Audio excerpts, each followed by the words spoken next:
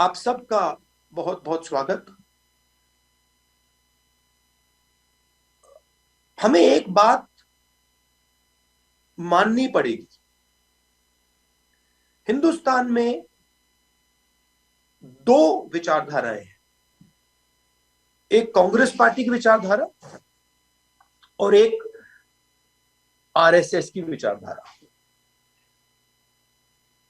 और हमें यह बात माननी पड़ेगी कि आज के हिंदुस्तान में बीजेपी आरएसएस ने नफरत फैला दिया है और कांग्रेस की विचारधारा जो जोड़ने की, भाईचारे की, प्यार की विचारधारा है, उसको बीजेपी की नफरत भरी विचारधारा ने ओवरशैडो कर दिया है। मिटाया नहीं है, हराया नहीं है, मगर उनका प्रोपगेशन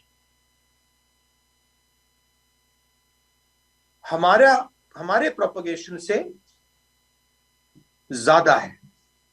मतलब उनके हाथ में लाउडस्पीकर है, उनके हाथ में एम्पलीफायर है, उनके हाथ में मशीनरी है। हमारे हाथ में एम्पलीफायर नहीं है, लाउडस्पीकर नहीं है, मशीनरी है। 2014 से पहले हमारे लिए ट्रेनिंग ऑप्शनल हो सकती थी। विचारधारा की जो लड़ाई थी वो फोकस्ड नहीं थी। आज के हिंदुस्तान में विचारधारा की लड़ाई सबसे जरूरी लड़ाई हो गई है। आइडियोलॉजिकल लड़ाई सबसे जरूरी लड़ाई हो गई है। ये जो हमारी विचारधारा है, इसको हम कांग्रेस की विचारधारा कहते हैं, मगर ये हमसे बहुत पुरानी है। बीजेपी हिंदुत्व की बात करती है।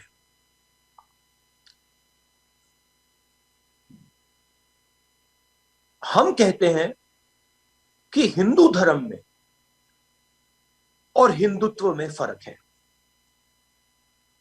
क्योंकि अगर फर्क नहीं होता तो नाम एक ही होता। हिंदुत्व को हिंदू हिंदू या हिंदू की जरूरत नहीं होती या हिंदुत्व की जरूरत नहीं होती। जैसे एक बार चाइना के कोई लोग नेता आए थे, मैंने उनसे पूछा, आप कहते हो कि आप कम्युनिस्ट हो और फिर आप कहते हो कि आप कम्युनिस्ट विद चाइनीज कैरेक्टरिस्टिक्स हो, तो आप मुझे ये बता दो, आप कम्युनिस्ट हो या आपके पास चाइनीज कैरेक्टरिस्टिक्स हैं? दोनों तो हो नहीं सकते, क्योंकि अगर आप कम्युनिस्ट हो तो फिर आपको कम्युनिस्ट ही कहलाना चाहिए। तो मुस्कुराने लगे। तो यही सिंपल सी लॉजिक है। अगर आप हिंदू हो तो हिंदुत्व की क्या जरूरत? ये नए नए नाम की क्या जरूरत? और ये जो हमारी विचारधारा है, ये पुरानी है। इसमें मैं मानता हूं कि जिस शक्ति को हम शिव कहते हैं, शिवा कहते हैं,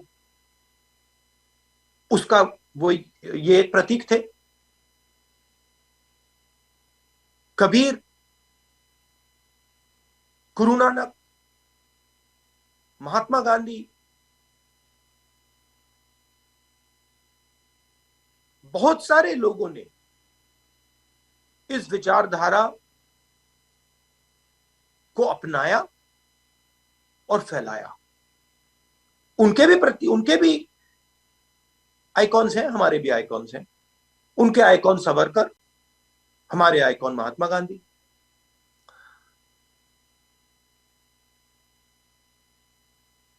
हमने जिस प्रकार से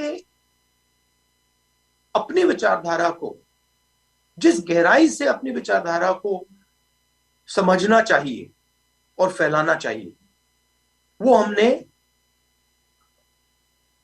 पहले हम करते थे, वो हमने छोड़ दिया।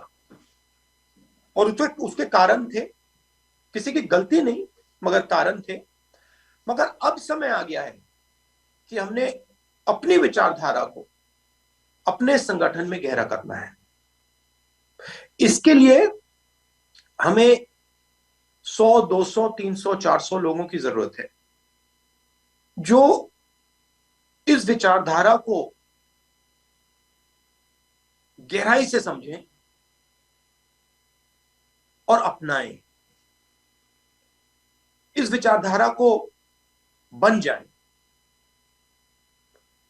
उनमें से आप मेरे सामने बैठे हो। और हमारा लक्ष्य इस विचारधारा को पूरे हिंदुस्तान में फैलाने का है, समझाने का है, और हमारे जो कार्यकर्ता हैं उनसे इस विचारधारा को कोने कोने तक पहुंचाने का है। मेरे मुताबिक आइडियोलॉजिकल ट्रेनिंग जो हो, विचारधारा की ट्रेनिंग जो हो, मेरे मुताबिक उसे कंपलसरी होना चाहिए। कांग्रेस का कोई भी व्यक्ति, चाहे वो कितना भी सीनियर हो, कितना भी जूनियर हो, उसे उसके लिए ट्रेनिंग मैंडेटरी होनी चाहिए।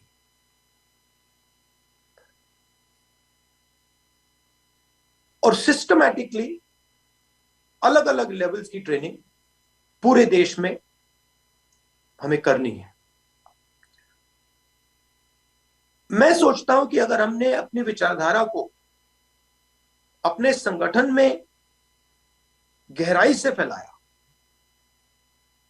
इश्यूज की लेवल पे और सोच की लेवल और एक्शन की लेवल पर, जैसे हम कभी कभी कहते हैं 370 पे बात होती है, अलग अलग मुद्दों पे बात होती है, आतंकवाद पे बात होती है, नेशनलिज्म पे बात होती है। इन सब इश्यूज पे, मुद्दों में कांग्रेस की विचारधारा के पास जवाब है, अच्छे जवाब है। मगर हमारे ही कार्यकर्ताओं को हम ये औजार नहीं देते हैं। आज बदलाव का समय है।